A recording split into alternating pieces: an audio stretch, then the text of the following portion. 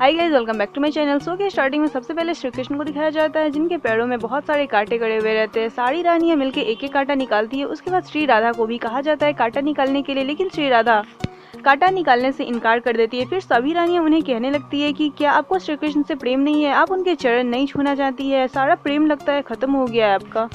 उसके बावजूद भी देवी राधा कुछ भी नहीं बोल रही होती है। देवी रुक्मणी कहती है कि श्री राधा श्री कृष्ण के पैर से कांटा नहीं निकाल रही है, इसका भी कोई ना कोई कारण अवश्य होगा। फिर देवी रुक्मणी श्री कृष्ण की पीड़ा कम करने के लिए उनके पैरों में से कांटा निकाल देती है, जो आखिरी कांटा था। उसके बाद श्री कृष्ण को दिखाया जाता है, जो कि लड़खड़ाते हुए ही शिव मंदिर में पहुंचते हैं। सारी रानियों के समेत सभी पूजा अर्चना कर लेती है। वहीं श्री राधा खड़ी रहती है अकेले। फिर नारद मुनि उनके पास जाते हैं और कहते हैं उनसे, देवी राधा, मैं आपका प्रेम भली भांति समझ सकता हूँ, लेकिन आपने उस कांटे को क्यों नहीं निकाला। तो श्री राधा उनसे कहती है कि आज रुक्मणी का दिन है और वो सारी अष्टभार्या भी कृष्ण के साथ है, इसलिए मैं उसका हक नहीं छीन सकती।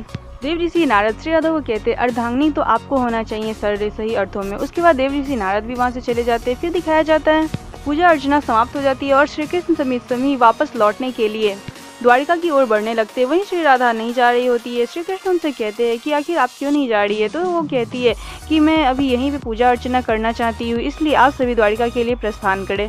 फिर सभी द्वारिका की ओर बढ़ने लगते हैं। मार्ग में ही श्री कृष्ण को के पैर में जो कांटा चुभा रहता है वो उन्हें दर्द दे रहा होता है। वहीं दिखाया जाता है देवी राधा को भी जब खांसी आती है तो उसमें से खून आता रहता है। उनके दुपट्टे में खून लगा होता है, क्योंकि श्री कृष्ण और श्री राधा भिन्न नहीं होते। उसका दिखाया जाता है श्री कृष्ण महादेव को कहते हैं कि महादेव आप मुझे पीड़ा दीजिए, जो कि वास्तविक होनी चाहिए। फिर श्री कृष्ण के सर में अत्यंत पीड़ा होने लगती है, जो कि किसी भी प्रकार से समाप्त नहीं होती रहती है।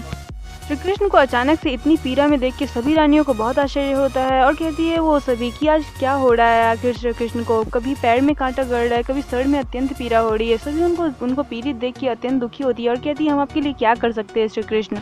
सभी अपनी अपनी युक्ति लगाने लगती है।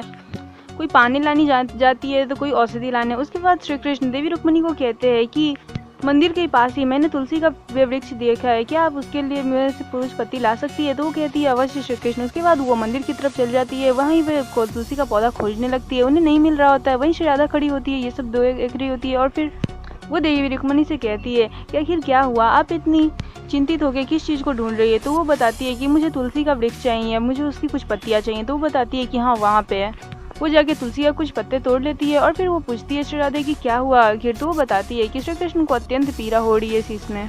उसके बाद श्री राधे भी वहाँ पे चली जाती है। उसके बाद देवी रुक्मणी श्री कृष्ण को तुलसी का पत्ता दे देती है। श्री कृष्ण खा लेते लेकिन फिर भी ठीक नहीं होता है। उसके बाद श्री कृष्ण कहते हैं अगर कोई अपने पैरों की धूल मेरे सर पे अगर मल देगा तो फिर मेरी पीड़ा ठीक हो जाएगी।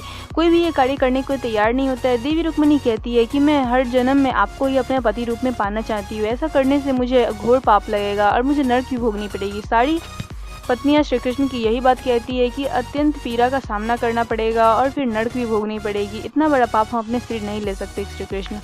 फिर देवी राधे सामने आती है और कहती है मैं कृष्ण के सर पे अपने पैरों की धूल मलूंगी, अगर इससे श्री कृष्ण की पीड़ा ठीक हो जाएगी तो मुझे नरक से भी कोई डर नहीं, मैं बड़े से बड़े नरक का भी सामना कर लूंगी। अगर कृष्ण की ऐसी पीड़ा ठीक हो जाए तो मैं नरक से भी संकोच नहीं करूंगी, लेकिन मैं कृष्ण को इस पीड़ा में नहीं देख सकती। उसके बाद वो अपने पैरों की धूल श्री कृष्ण के सर पे मल देती है, जिसके कारण श्री कृष्ण की पीड़ा यूं ही ठीक हो जाती है।